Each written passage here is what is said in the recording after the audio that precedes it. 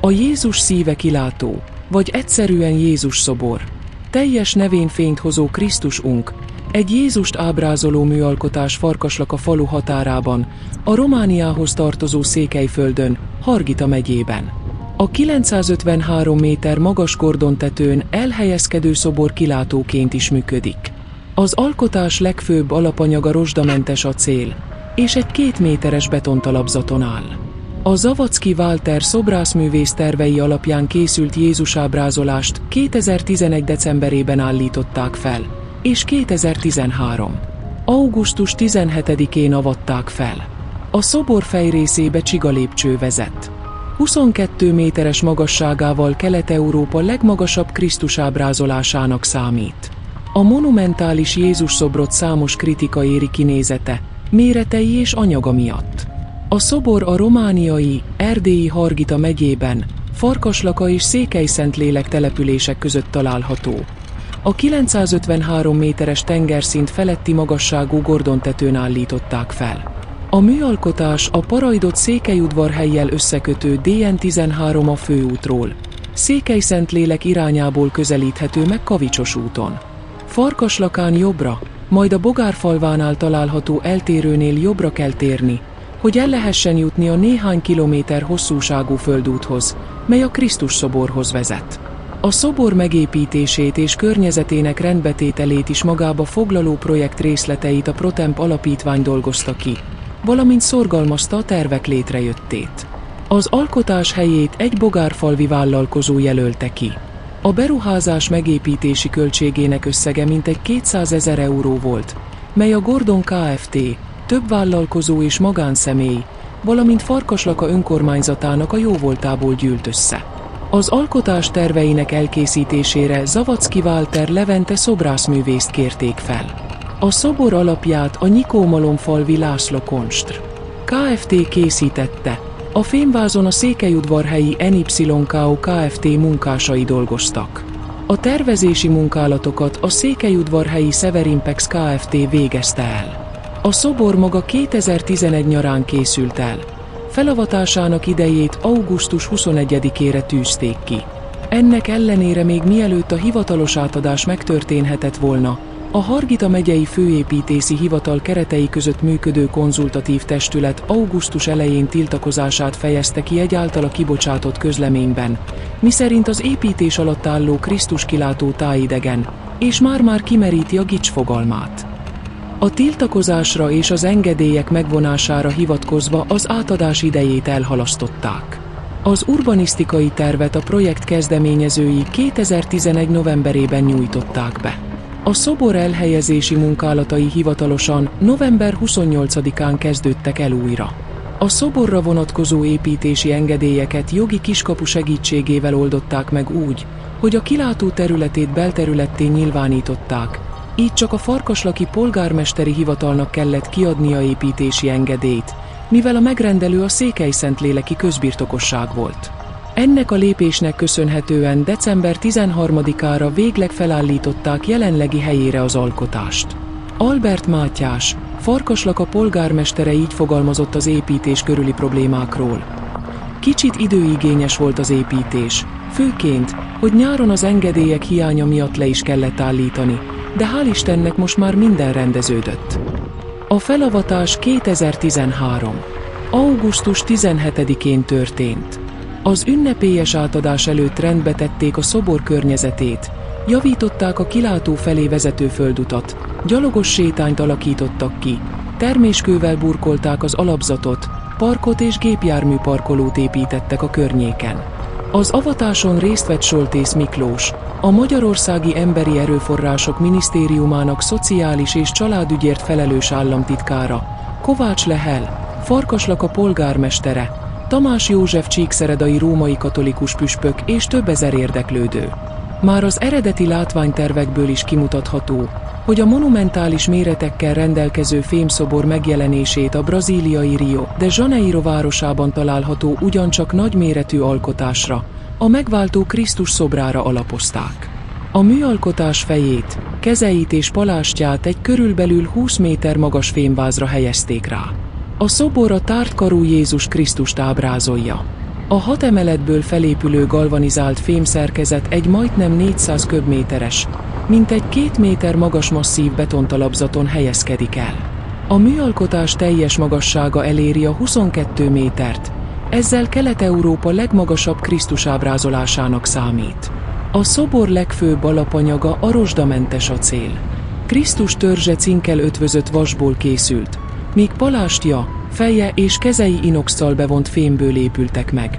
Építési anyagának jellege miatt nem korrodálódik, ennek köszönhetően újítás nélkül is hosszú ideig megmarad eredeti állapotában. A szobor kilátóként is funkcionál. Az alkotás testében csigalépcsősor kapott helyet, amelynek segítségével el lehet jutni a szobor fejrészébe, ahonnan széles panoráma nyílik a környező tájra. Szép időjárás esetén a fogarasi havasokat is láthatod. A mű számos kritikában részesült elsősorban óriási méreteinek, valamint megjelenésének következtében. A szobor már a tervek elkészülte után megosztotta a közvéleményt, nagy port kavart a helyiek és a sajtó körében is. A Jézus ábrázolás megépítése ellenzőinek egy része esztétikai szempontból elfogadhatatlannak és hivalkodónak, vagy egyszerűen gicsnek tartja az építményt. Mások szerint már a szobor anyaga és rendeltetése sem elfogadható. Szerintük a fémből készült szobor teljesen idegen a székely hagyományoktól és a táj összképétől. Úgy vélik, hogy inkább a kő vagy a fa lett volna a megfelelő alapanyag. Ugyanakkor tiszteletlenségnek találják, hogy a vallási témájú szobor feje kilátóként is működik. Számos ember véleménye részben vagy teljesen eltér a negatív értékeléstől. Számos ember számára igazi vallási élményt jelent az alkotás. A legtöbb támogató a kilátó turisztikai vonzerejével érvel. Egyesek a katolikus székelység vallási jelképének is tekintik. Sokak szerint a kilátó egy idő elteltével a környék jelképének fog számítani.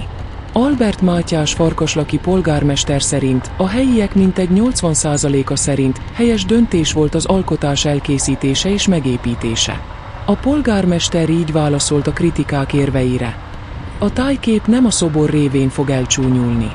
Véleményem szerint azon szakmabeliek, akik ellenezték a tervet, csak irigységből tették ezt. A párizsi Eiffel-torony építése idején számtalan ellenzője volt, míg mára a város jelképévé vált. Minden esetre az idő múlásával nagyon látogatott lett, és ne hagyd ki, ha Erdélyben jársz.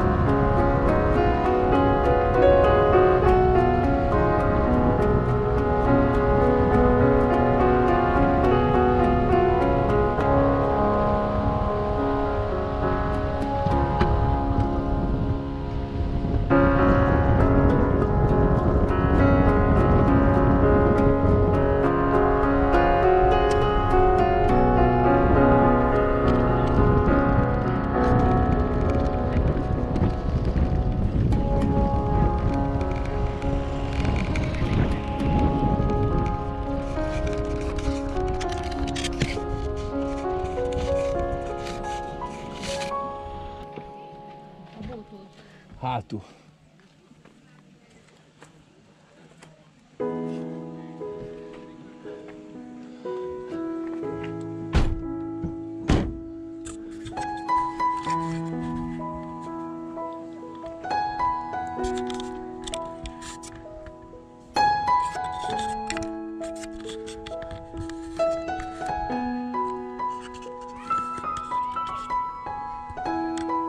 Igen, hozzád.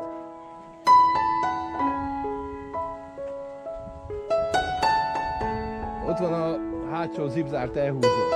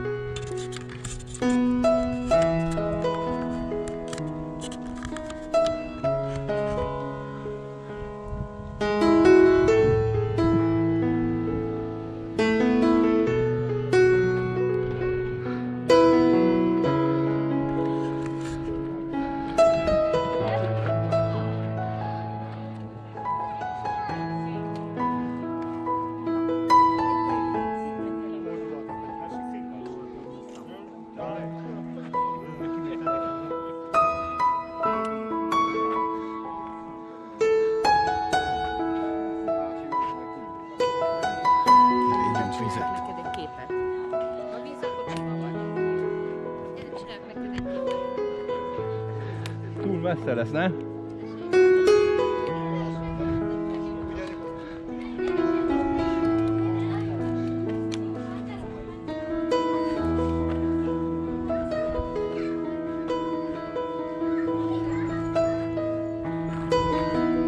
Na!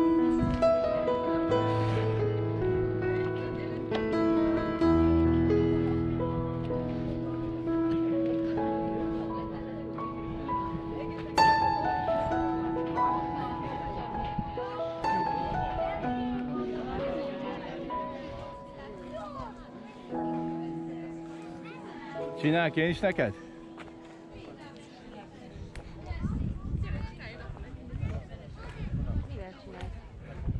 Tessék kezdeni!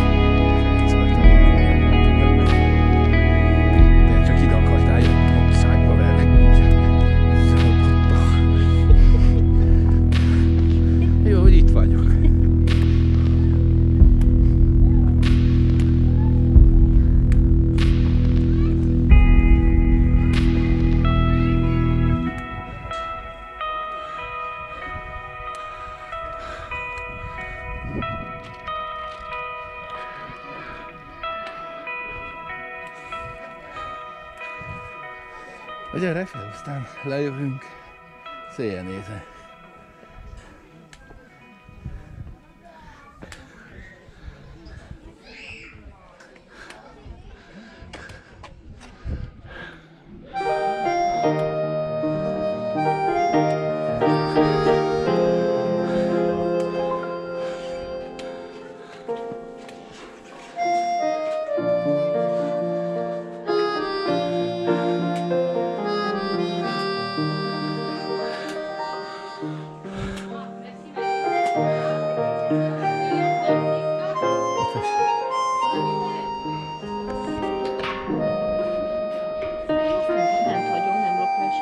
Mit? Azt mondod?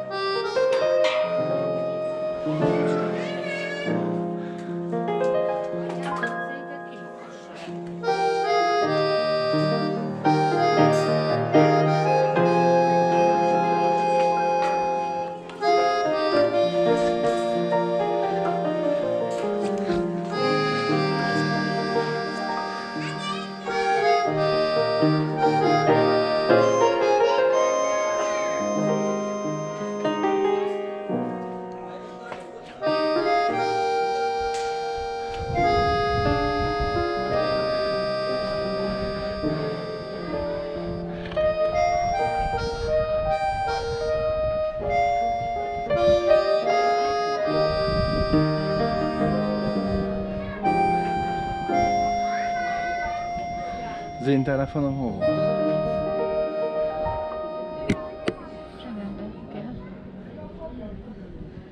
Majd fel.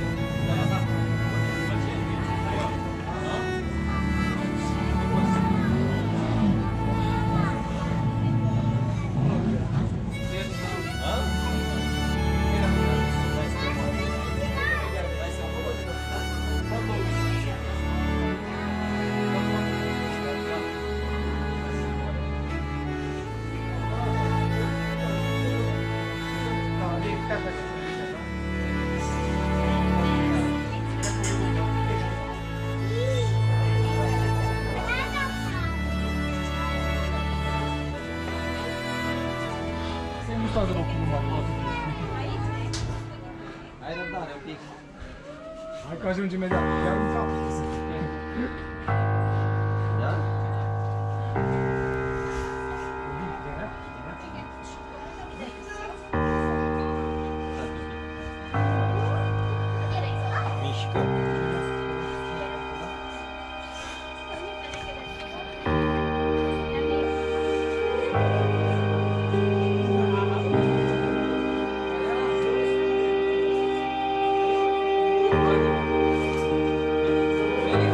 Dána, jössz?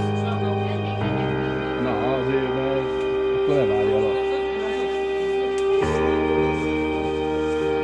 Add a telefonom.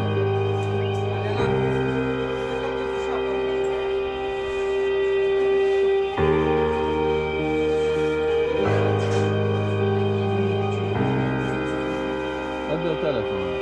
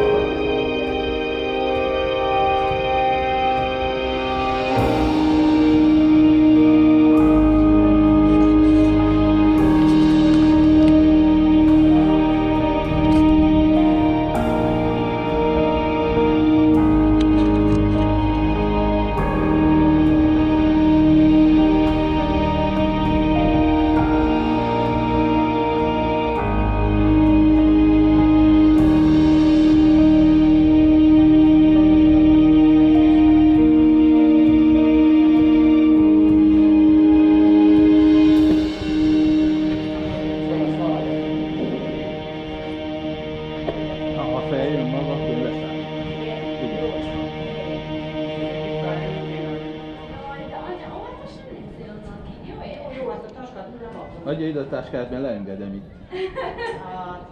Ezt a nyűlnek. Jó? Kapaszkodja ki, ugye? Jó? Vigyázzon, mert ez elég meleg. Nem fogom azt átadni. Anya, kinézzel, akkor jöhetsz majd. Várjuk egy percre. Most így ezt Én nem merek annak kicsit. Vigyázz, nagy kiesség. Járjál már menjél.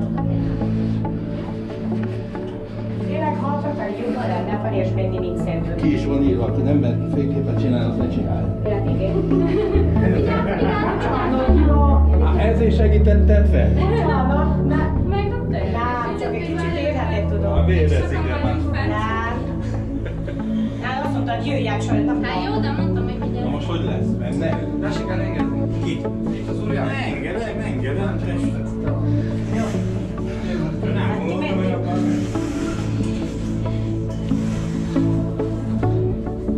Pedig kell nyugodtan masszol. Nem semmi írtózatos, csak...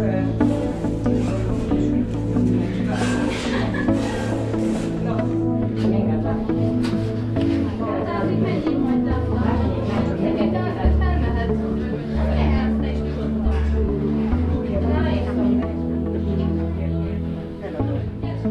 Mennek venni? Csak egy kicsit jöjjön a ház.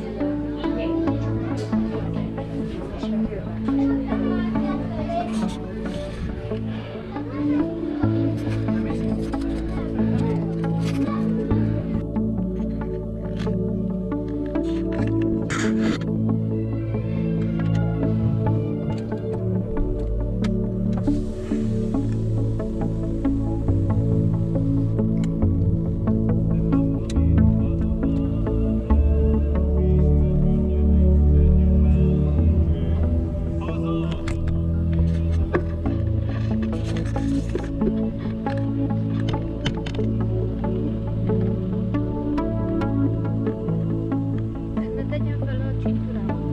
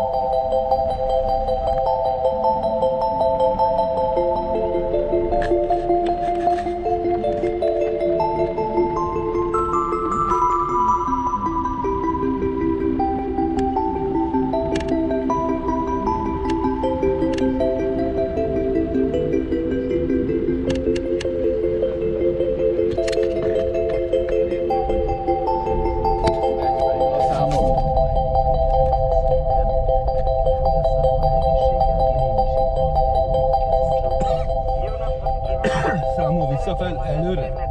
Igen, 56. Akkor jó.